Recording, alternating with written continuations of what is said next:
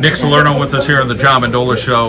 Let's talk about being a sophomore on the squad with all this senior leadership. And what did you take from these guys? What did you learn? What did you try to soak up like a sponge? Be like, what do I do here? A lot of leadership skills, being able to help out my other teammates, especially, having a role that's increased from the past couple of years.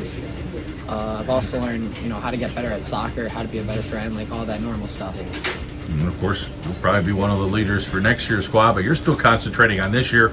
Let's talk about your skill set on the field. What do you do for this team? I'm center back. My goal is just to make sure the defense is in place, be able to clear balls, and make sure my goalie doesn't get touched. Let's talk about Coach.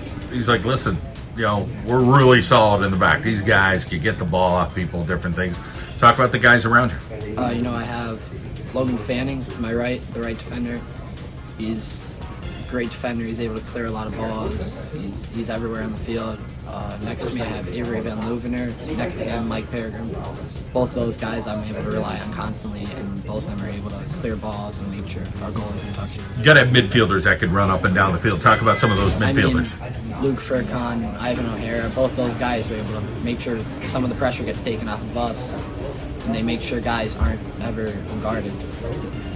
Let's talk about being a student athlete at Old Forge. You're at a small school, you know everybody, and what that experience has been like. And you have the student body behind you and the teachers right now. Yeah, it's awesome. Coming to school, having everybody behind you, everybody rooting for you. One town, one goal. It's kind of our motto, and that's what we're going to live by. Football, basketball, top sports at Old Forge. But you guys are making your mark in soccer. Like, hey, soccer thing, it's pretty important, and we're pretty good. You feel like the future is bright for soccer? Definitely, it could be. I feel like we're getting more and more kids coming out there. We're winning. Kids want to be a part of the team, a part of the program, and makes us excited for the future.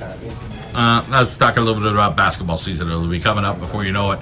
How dedicated are you as a basketball player? I'm dedicated. I'm dedicated to everything that I do. I want to put 100% into everything, and especially the basketball team. Everybody on there is dedicated. About your skill set on the basketball court, what you got? A good shot, you hustle, you play good defense. What is it about you on the basketball court?